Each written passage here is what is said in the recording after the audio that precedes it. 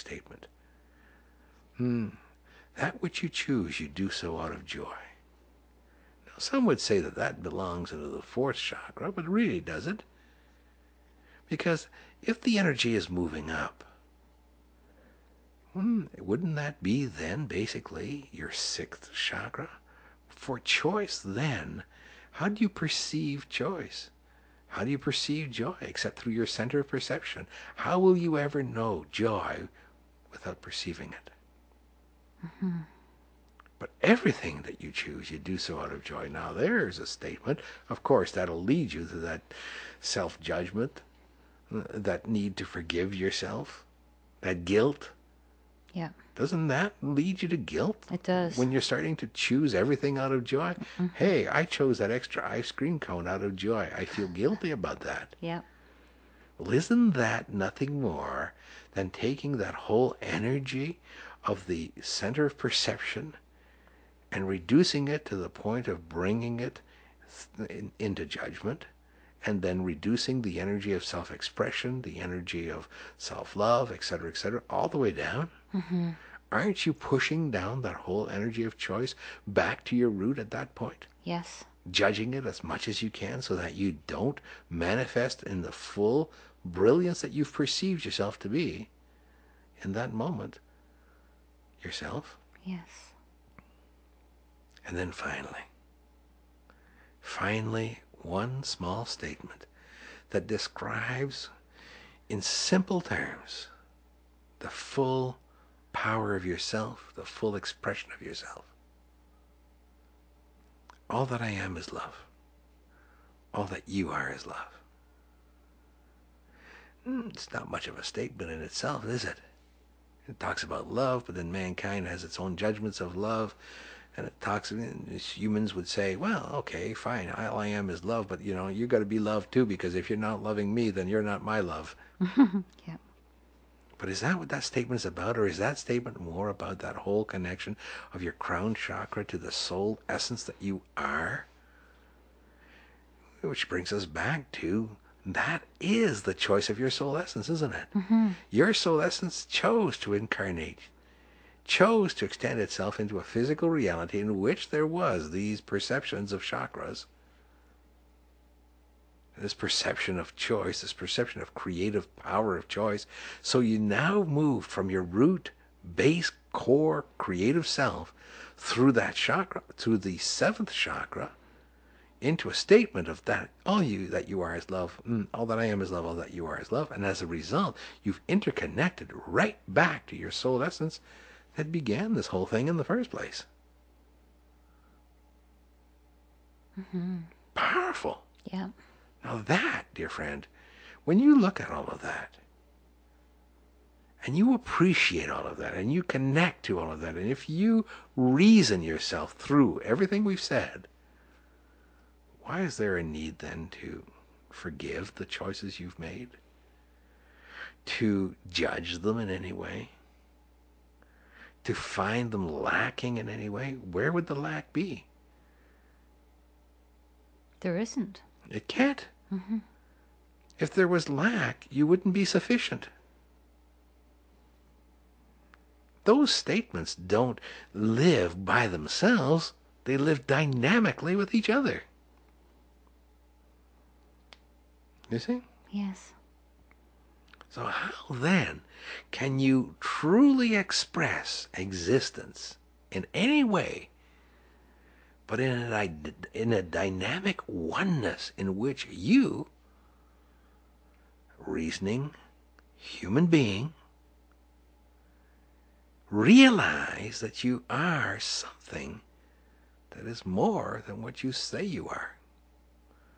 And therefore, you must, by the very nature of that reasoning, come to the awareness, or conclusion if you want to call it that you are something greater than yourself. And if you do accept that, then why not accept that perhaps that greatness you're looking for is an energetic connection to everything around you? And then, where does forgiveness and guilt fit in? Under judgment. But then that's just reducing everything, isn't it? Yes. That's just taking everything that you are, everything we've just described to you as the basis of your existence, and saying, sorry, don't subscribe to that. That's not good enough for me. Yeah. Now, there are plenty of people in humanity that won't subscribe to these concepts.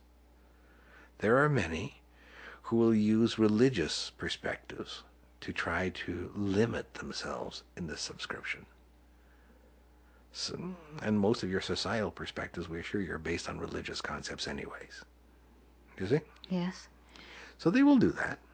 I think churches teach that people need God's forgiveness. Yes. God's forgiveness. Why would God need to forgive you? Yeah. God allows everything you do. What is there to forgive? Yes. It's a complete allowance. Why would there be a choice by God to forgive that which he has allowed? Why would there be a choice by you to forgive that which you've allowed? Exactly. You've allowed yourself. What is there to forgive? You've allowed another to harm you. What is there to forgive? You've allowed to perceive yourself being harmed. What is there to forgive? You've allowed yourself to perceive yourself to be loved. What is there to forgive? Should you forgive yourself for being loved? No. But you do want to forgive yourself for being harmed. So forgiveness becomes just another measure of the limits by which you choose to explore yourself. And in doing so, you keep yourself stuck in the idea that somehow or another you're just not good enough. And you need something called forgiveness to get you to see yourself just a little bit better. That, dear friend, is the most disempowering perspective that humanity has. Yes. Which is why humanity is struggling right now. Because no one's forgiving, and everyone wants it. Is it? They're not willing to appreciate others. No, look at it. The Muslims want the Christians to forgive them. The Christians want the Muslims to forgive. No, the Muslims say, no, it's not up to us to forgive you. It's up to you to forgive us. Do you see? Yes. Back and forth, back and forth. The Jews say, no, we're not going to forgive anybody because you're attacking us. And the others are saying, well, we're not going to forgive you because you've attacked us. So forgiveness is not given. Forgiveness is withheld. And as a result of forgiveness being not given and withheld, limits are imposed, boundaries are set, wars are created, harm is given. Do you see? All in the name of what? A concept that even God doesn't embrace. Oh, it's within it.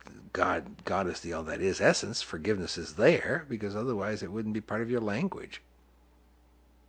But it's not something that God practices. It's not something that the God is the all that is essence constantly does. It doesn't forgive.